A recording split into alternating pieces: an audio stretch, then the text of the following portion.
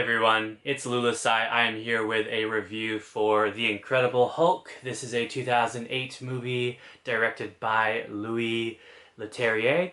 And it is the black sheep of the MCU. It is the only MCU film that is made by an entirely different studio. And it has a very distinct style because of that, which isn't always a bad thing.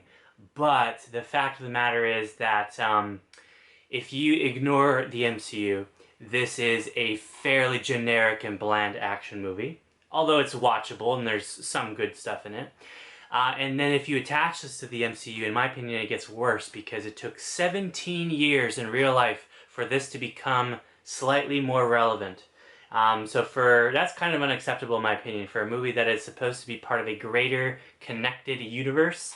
Yeah, this one just I can't just, I'm being a little unfair with this review because I remember those 17 years of irrelevancy. So, yes, and if you're wondering why it's relevant now, well, I mean, it's been referenced a few times. Like, I think there's something, actually not Shang-Chi, right? No, yes, yeah. I think there's a Shang-Chi reference, there's a She-Hulk reference, but those are kind of minor. So the reason this movie matters now, in air quotes, is because of Captain America Brave New World. So if you've never seen that one, then yeah, I guess you should watch this one first, but it wasn't always like that. And even with that in mind, it doesn't really change my opinions too much.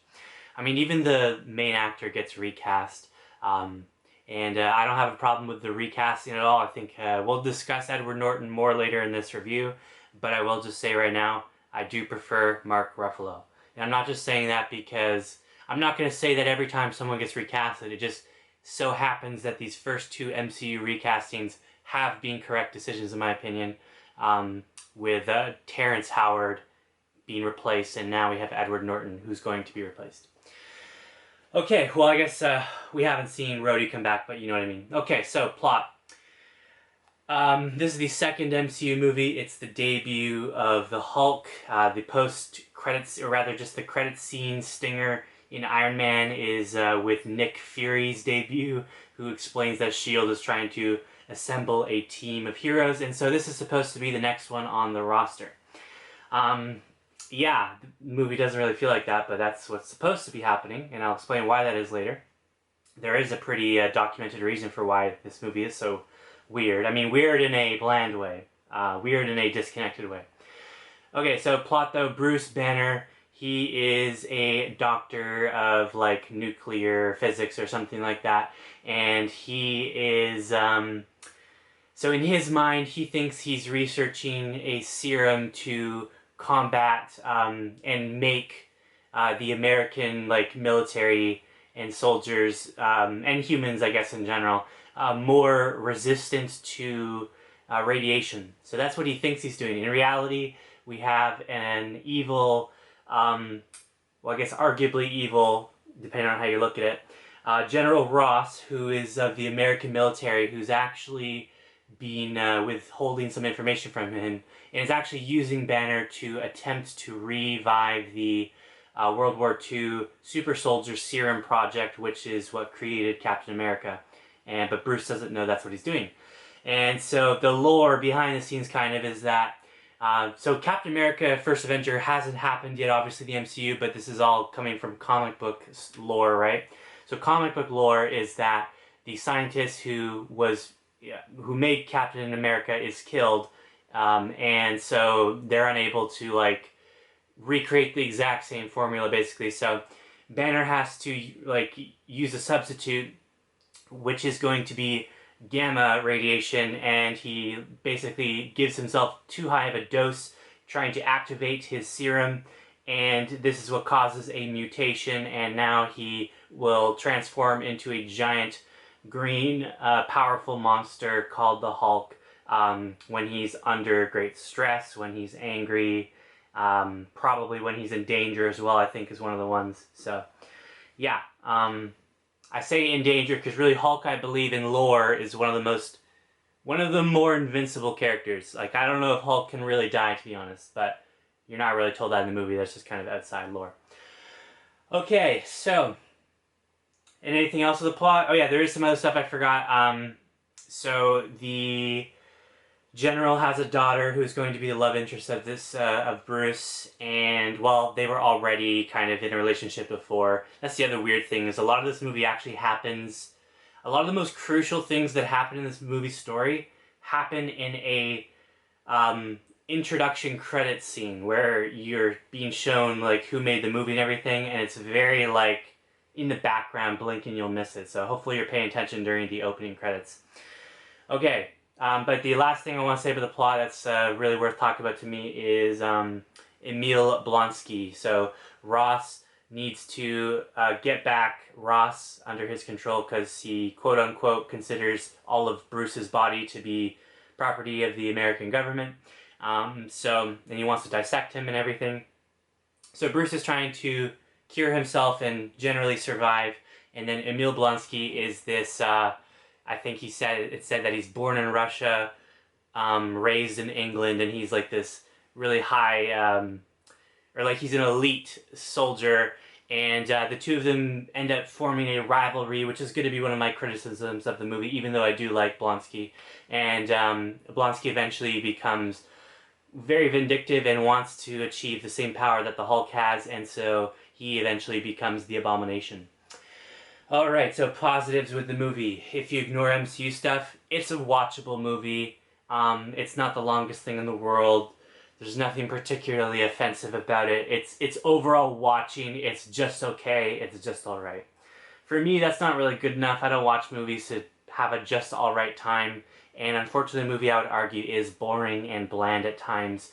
Unfortunately a lot of the time, because there's only 3 major Hulk scenes in the entire movie, and the first Hulk scene is not very good, because it takes place in darkness mostly. But this is supposed to be positive, so overall it's watchable, not very offensive. Some real positives that are standing out to me is Abomination. He is just and Emil Blonsky too, even pre-Abomination, decent villain overall. Much better than Obadiah Stane in Iron Man, in my opinion. So yeah, I guess that's the one thing this movie has over Iron Man 1, is that I think the final boss battle, so to say, is much better here, and Abomination is better than Ironmonger. But I think Raza is way better than Blonsky is here, so maybe it doesn't have the edge in that regard. Yeah, and so the style, right? So the style's not always a good thing. I'm not a particularly huge fan. You know what, let's not even break this into positives and negatives. Let's just jump into the review and just talk about everything. So I'm not particularly a fan of the visual appearance of Hulk in this. Just, I think he looks a little bit too like a video game. But sometimes the style is working. The weird, distinct, off-studio style that's here. So one of the things that's working for it is the human action. I'm surprised to say that. So this movie actually has better human on CGI monster action than you would think. Emil, even pre-Abomination, actually holds his own against Hulk. Is it entirely believable? Maybe not really, but it's still a cool scene. But yeah, English, I think I may have just missed a word there, but I'm pretty tired right now. I've been battling with the PS3 PlayStation Store right now. It's a nightmare on there. I'm going to make a video on how to actually use it, which is a funny video to have to make, but yeah. Anyways, though, Incredible Hulk. So yeah, we're just jumping into it. So I like the human action scenes, the fire and explosions. They don't look too video gamey. They look pretty good. And it doesn't feel like a low-budget movie, which is good, and other than the fact that they are kind of hiding the Hulk at times in the darkness to save on budget. But, I mean, it's just not the worst thing ever. It's painfully average at its best. That's really the perfect way to describe this. Abomination, though, good villain. Emil Blonsky, good villain, even though his motives are a little bit questionable, but still I do like him overall. And see, there's not a huge list. There's not a huge list for me. That's why I'm going to give it such a harsh score, is because to me this is so disconnected from the MCU. It is the one that I look forward to the least upon each rewatch. Granted, there's some series I like less than this. Like, I would rather watch Incredible Hulk than have to watch all of Ms. Marvel, for example. But purely speaking, movies right now within MCU, this is just so disconnected and far off that, you know, it's the most skippable by far, even with, yes, Brave New America, or sorry, Brave New World, Captain America Brave New World relevancy, even with that in mind, I still think it's quite skippable. Um, I'd say the best connection between these two movies is the leader. So I guess shout out to Brave New World for making the leader come back, because they do tease leader in here. He's, if you don't know who the leader is, he is the villain who gets the the brain thing going on. So they're clearly, we're setting that up here, and it just went nowhere at the time of release, but and many years after, but hey, eventually it gets paid off, right? Yeah, it's a very short list. Negatives. Yeah, so the music is probably the worst of all MCU movies. It's just very uninspired and generic. I talked about the first Hulk scene is disappointing, which means that there's really only two good Hulk scenes in this movie. They're both really good scenes, but I mean, at this point, I'm kind of watching the movie for those two scenes and literally nothing else. That's what it feels like. Every other scene, really, to me, is skippable. I just don't care for it. I don't like the Betty character, so she switches relationships way too fast, in my opinion, almost kind of oddly, and then like she dumps her old boyfriend for Bruce like very fast. And then, I mean, fair enough, she's a grown woman, she can do whatever she wants, but I'm just saying, for a love interest character, it makes me care about their story together less when it's just so rapid like that. And the other problem with her is that, I mean, there's more problems, but another problem with her is she's basically, her only purpose is to be like a classic old school King Kong woman, right? Because they don't do that with King Kong anymore. But yeah, I was just thinking of the actor that passed away. It just came in my head. So rest in peace to the actor. I'm sorry, I do not recall her name right now. But I'm talking about like very old school King Kong. You know, he would always have like a woman in his hand or something while on a tower. But yeah, I'm sorry. I don't like Betty at all. And this version of Bruce, you know, Edward Norton, he's not the worst. You know, it's not the worst performance ever, but it is pretty uninteresting. And I think the main problem is that it's overly serious. Like, he's kind of playing this like it's Fight Club, but it's not Fight Club. It's MCU, it's Avengers. It's going to be Avengers soon. And he's playing it like it's Fight Club. So, but it's not Fight Club. It's Incredible Hulk. It's not that serious, dude. Or it's not that serious, bro. But he's taking it very serious. That's next negative. So Edward Norton, normally I would say it's not the actor's fault. In this special case, though, it probably is partly his fault because... So I think I think Bruce is hurt in this just because of the direction of the story and how uninteresting it is. He's basically just on the run, you know, scraping by on buses and stuff. It's just not very entertaining to watch. So very uninteresting story for a character of his stature, honestly, with everything that I know about him. But yeah, I mean, you would mistake Bruce Banner for a homeless man in this movie. That's just the way he's being depicted here. But normally I'd say it's not the actor's fault. However, this time Edward Norton actually famously was very involved with this movie behind the scenes and rewrote several stuff to be more like Fight Club, basically, to be more psychological and isolated, I guess. Edward Norton did not want to be a team player who joined the rest of the MCU. He wanted to do his own thing. And I believe he also tried to get an official writing credit from like the Guild of Actors or Guild of Writers or whatever, and they denied him, so he probably wasn't too thrilled about that either. So he's not even officially credited here as a writer, but the story is that he is very much one of the lead writers and decision makers here. So yeah, the movie might have been his fault, because honestly the directing is not that bad, actually. I think the directing from Louis Leterrier is actually pretty good, because I mean, it's just the fact he pulled off that daytime Hulk scene with the American military and made it as epic as it was. That's impressive to me. He honestly did a good job with that scene. And he did a good job with the final battle as well, which is very drawn out. I did complain about a lack of Hulk action in this. However, the final scene does kind of pay that off because it's extremely drawn out. And it's not pulling punches. It's, you could even say it's incredible. Pun, I guess, intended, right? Yeah, pun intended there. Anything else? Oh yeah, so the last like major thing I want to talk about is Emil Blonsky. So Abomination is probably my favorite part about this movie, and I do like Emil as well, from probably because of the performance. He just won me over early because I don't know why. This scene really shouldn't matter, and it doesn't matter. But one of the very introduction scene with Emil is Ross calling him 45 years old, and then Emil says he's 39, and then Ross says something like, "Your time in battle puts the years on you," or something like that. I don't know. It was just a pretty good introduction, but um, yeah. So the problem with him though, so he's not perfect. Even though he's my favorite part about the movie, he's not perfect. I would argue, and I will argue, that the rivalry between Abomination and Hulk is kind of out of nowhere. So the official explanation, if I really want to try and make it make sense, is that Emil gets a grudge because it's probably one of his only failed missions at first, right? So he starts to chase down Bruce because he evaded him that one time at the start.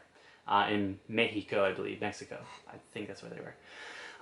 So I didn't really care for the first third of this movie either, I'm sorry. It doesn't get good until the movie's about to end. That's when it starts. Or it doesn't get good. It's only those two scenes. It's those two scenes that are good and nothing else. And that's why I'm going to give this a pretty harsh score.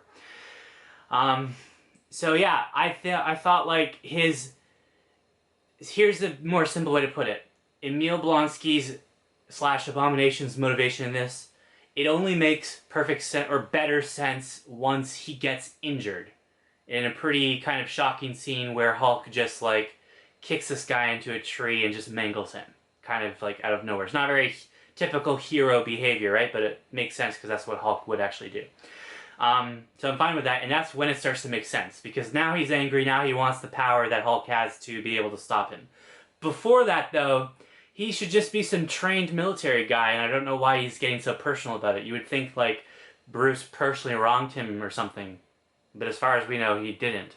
So, a little odd, the obsession that Emil has with Bruce in this, at first, at least. I'm going to give The Incredible Hulk a 3 out of 10. And I realized I didn't point out, like, some huge plot holes and huge, like, deal-breaking problems and stuff, but it's just a bland, uninteresting movie with an actor who gets recast. It's hard to rewatch, it's hard to go back to, and even if you want to ignore all of that, the fact is, there's only 2 good scenes in this whole movie. Really. I mean, I'm sure there's definitely some smaller ones here and there. But I'm really trying to think. There's some good little moments here and there with Emil Blonsky, but other than that, it is purely those 2 action scenes with Hulk in the middle and towards the end. And that is the only good scenes that are here. There's one funny moment, because I guess the movie realized it was being way too serious, so they did one joke scene with a taxi driver. That was funny, but it was also totally inappropriate because of how serious the movie was up to that point. So very mixed bag, and just the most difficult to come back to every time. So yeah, The Incredible Hulk. Do I recommend it? Only if you're going to watch Captain America Brave New World. In that case, yeah, you probably do need to see this. But if you're not going to, or you're not planning to, because Brave New World's not even that good in the first place. So if you're not planning on watching that, this is completely pointless to you. It will not improve your life at all or make you appreciate art more or anything like that.